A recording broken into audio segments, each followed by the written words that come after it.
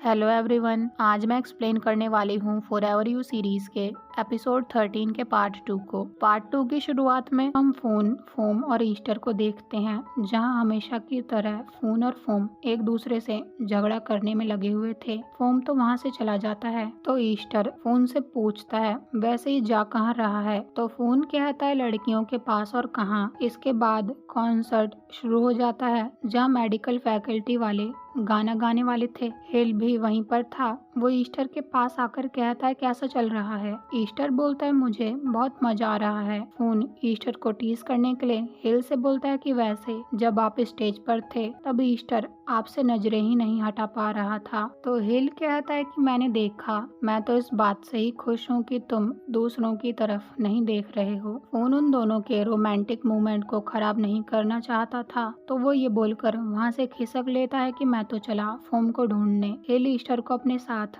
बैठने के लिए एक जगह पर ले आता है, तो वहाँ बैठे स्टूडेंट्स हिल से कहने लगते हैं कि अब तो तुम अपने बॉयफ्रेंड को ऑफिशियली सबके सामने लेकर आ रहे हो। हिल ईस्टर को प्यार से देखकर उसके साथ वहीं पर लवी डवी होने लगता है। तब तक वहाँ बहुत तेज बारिश भी होना शुरू हो जाती है, तो हिल और ईस्टर के साथ सारे स्टूडेंट्स वहाँ से भागते हैं। इसके बाद हम ईस्टर को हिल के कॉन्डो में देखते हैं। हिल पीछे से आकर उसे हक कर लेता है, तो ईस्टर कहता है कि तुम ये सब क्या कर रहे हो। हिल कहता है कि मुझे तुम्हें हक करने दो। ईस्टर बोलता है लेकिन मुझे गुदगुदी हो रही है, तो हिल कहता है कि क्या तुम्हें इन सब चीजों की अभी तक आदत नहीं हुई है। हिल तो प्यार से ईस्टर को चिक पर किस करके वहाँ से चला जाता है, तो ईस्टर बोलता है कि तुम सच में एक चीटर हो। बारिश रुक जाती है, तो ईस्टर कहता है वाओ, अब हम स्टार्स को साफ साफ देख पाएंगे। हिल कहता है कि क्या तुम ये व्यू डेली देखना चाहते हो। ईस्टर बोलता है क्या तुम ये बोल रहे हो कि मैं तुम्हारे साथ मूव इन हो जाऊं। हिल हाँ में अपना सिर हिलाकर कहता है क्यों,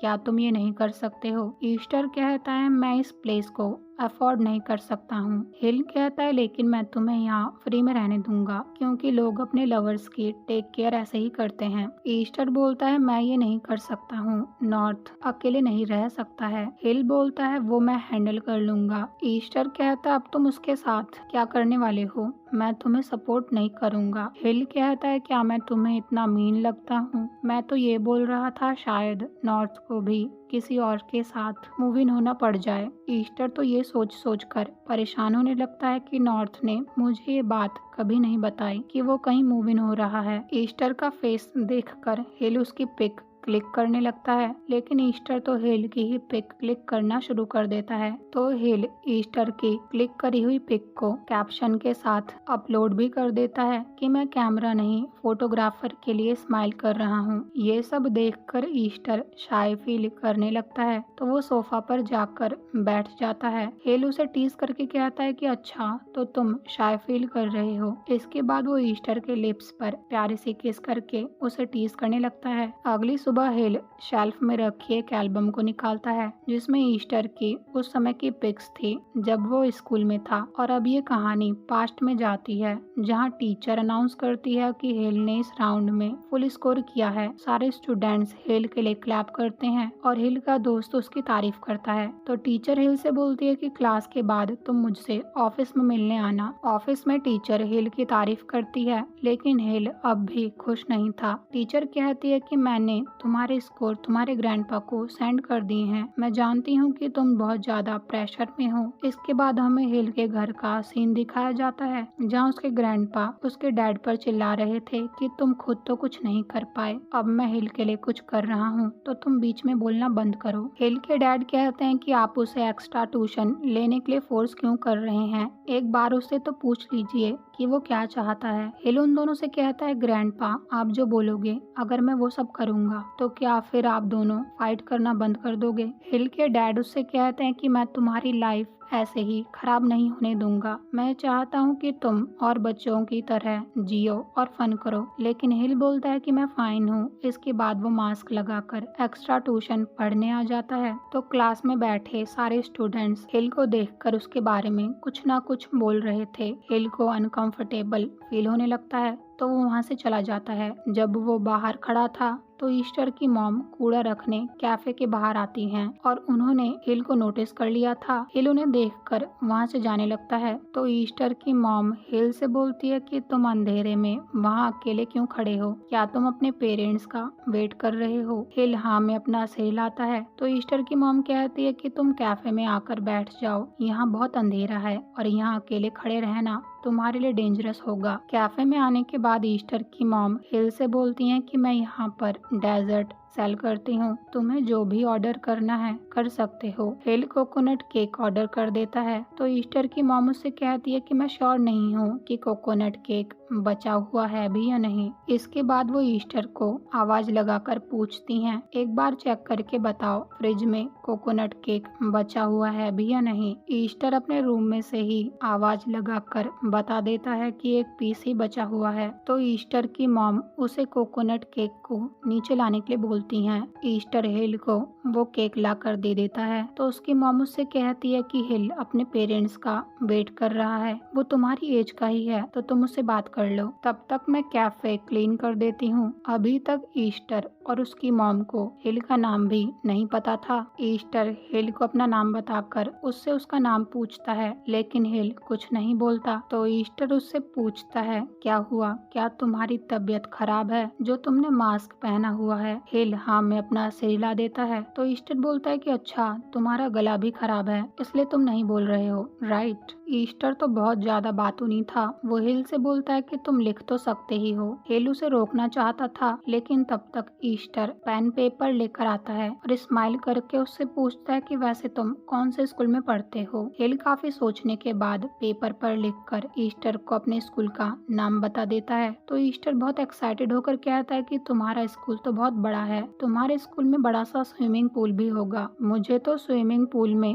एक दो बार ही जाने का मौका मिला है। वैसे तुम्हारी हैंड राइटिंग तो बहुत अच्छी है, क्या तुम मुझे सिखा सकते हो कि तुम इतना अच्छा कैसे लिखते हो। मेरी हैंड राइटिंग तो इतनी बुरी है कि मैं कभी कभी खुद भी रीड नहीं कर पाता कि मैंने लिखा क्या है। हिल को तो ईस्टर की इतनी सारी बातें सुनकर मांस के अंदर हंसी आ रही थी। ईस्टर हिल से बोलता है, अच्छा तो तुम ट्यूशन पढ़ने आए थे। मेरे पेरेंट्स भी मुझे ट्यूशन पढ़ने के लिए बोलते हैं, लेकिन मैं तो उन्हें इग्नोर कर देता हूँ। इसके बाद वो हिल से बोलता है कि वैसे मेरी मॉम मुझे कोकोआ ड्रिंक किसी के लिए भी नहीं बनाने देती, लेकिन मैं तुम्हारे लिए बना कर लाता हूँ, मैं इसके पैसे भी नहीं मांगूंगा, तुम बहुत लकी हो। हिल तो कुछ बोल ही नहीं पाता। इसके बाद वो ईस्टर को ड्रिंक बनाते हुए देखता है। हिल को ईस्टर बहुत क्यूट लगता है और इस तरह पहली बार वो ईस्टर से मिला था। ईस्टर ने ये ड्रिंक पहली बार किसी के लिए बनाई थी। जब हिल उस ड्रिंक को पीता है तो उसका टेस्ट बहुत ही ज्यादा बुरा था। हिल खांसने लगता है। तो ईस्टर बोलता है कि अरे मैं तो भूल ही गया था कि तुम्हारा गला खराब है। वो हिल से वो ड्रिंक वापस लेने लगता है, लेकिन हिल उसे वो ड्रिंक वापस नहीं करता। तो ईस्टर एम्बैरेस होकर हिल से कहता है कि इस ड्रिंक का टेस्ट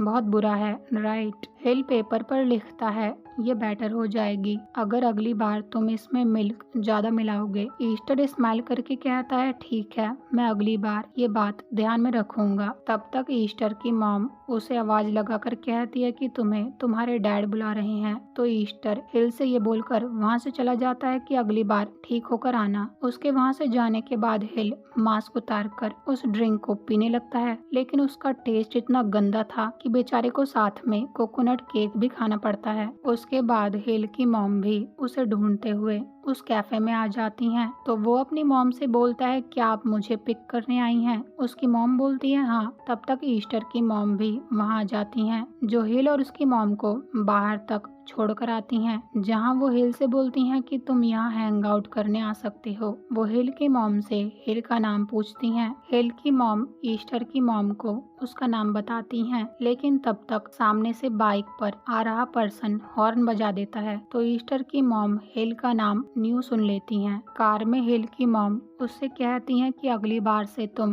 कैफे में ही बैठ जाना, मैं ड्राइवर को बता दूंगी। हिल अपनी मॉम से बोलता है कि कैफे वाली आंटी का एक बेटा है जो मेरी ही एज का है, वो बहुत ज्यादा बातूनी है। वो ये सब बातें स्माइल करते हुए कह रहा था। वो आगे बोलता है कि मैंने तो उसके सवाल का कोई भी आंसर नहीं दिया और वो बहुत नाइस, चीयरफुल और बहुत ज्यादा स्माइल करता है। हिल की मॉम उससे कहती है कि मैंने तुम्हें काफी समय से इस तरह से स्माइल करते हुए नहीं देखा है। वैसे मुझे अच्छा लगा कि वो तुम्हारा दोस्त बन पाया। वो हिल से ईस्टर का नाम पूछती है तो वो अपनी मॉम को बता देता है। तो उसकी मॉम स्माइल करके कहती है कि ये नाम तो बहुत क्यूट है, मैं भी उससे मिलना चाहती हूँ जिसने मेरे बेटे के फेस पर इतनी प्यारी स्माइल लाई है। कैफे में ईस्टर अपनी मॉम से पूछता है वो लड़का कहाँ गया। तो उसकी मॉम कहती है कि वो अपनी मॉम के साथ चला गया, लेकिन उसकी मॉम बहुत ज्यादा सुंदर थी, वो तो उस लड़के की सिस्टर लग रही थी। ईस्टर अपनी मॉम को टीज करके कहता है कि अगर आप कंप्लेन करना बंद कर दोगी तो आप भी यंग लगोगी। वैसे वो लड़का बहुत अजीब था, मुझे तो उसका नाम भी नहीं पता चल पाया। ईस्टर की मॉम कहती है कि अगर मैंने सही सुना तो उस लड़के का नाम न्यू था, जो रियलिटी में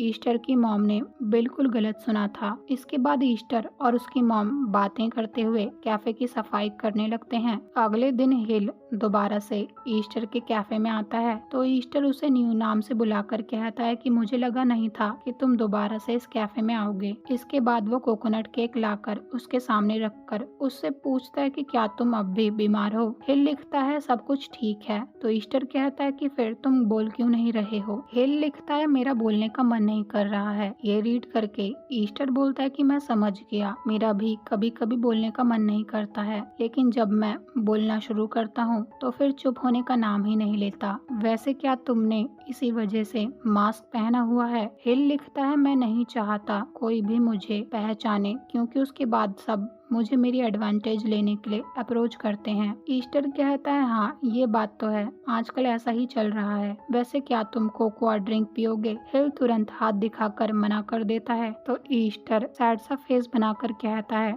तुम्हारे कहने का मतलब है मेरी बनाई हुई ड्रिंक बेकार थी। उसे सैड देखकर फाइनली हिल अपने मुंह से कहता है फाइन। तो ईस्टर स्माइल करके कहता है ठीक है, मैं वैसे लोगों के लिए ड्रिंक्स नहीं बनाता हूँ, लेकिन तुम इतना बोल रहे हो तो मैं बना देता हूँ। ये बोलकर वो वहाँ से चला जाता है और ये सीन यहीं पर कट हो जाता है। अगले सीन में कुछ समय बाद हिल की मॉम ईस्टर की मॉम के कैफे में उन्हें बताने आती है कि अब हमारी फैमिली काम के सिलसिले में सिंगापुर जा रही है और हमारा बेटा भी वहीं स्टडीज पूरी करेगा, इसलिए अब हम काफी समय तक एक दूसरे से नहीं मिल पाएंगे। तो हिल अपने दोस्त को बाय बोलने आया है। ईस्टर की मॉम बोलती है कि ईस्टर तो अभी स्कूल गया हुआ है और शाम तक वापस आएगा, क्या आप उसका वेट कर सकते हो। लेकिन हिल की मॉम बोलती है कि हमें एयरपोर्ट जाना है, क्या आप अपने बेटे को हमारी तरफ से बाय बोल सकती हो। ईस्टर की मॉम बोलती है श्योर, आप सेफली जाना। शाम को जब ईस्टर स्कूल से घर वापस आता है तो उसकी मॉम उसे बताती है कि आज न्यू और उसकी मॉम तुमसे मिलने आई थी, क्योंकि वो सब सिंगापुर जा रहे हैं, लेकिन उस समय तुम यहाँ पर नहीं थे।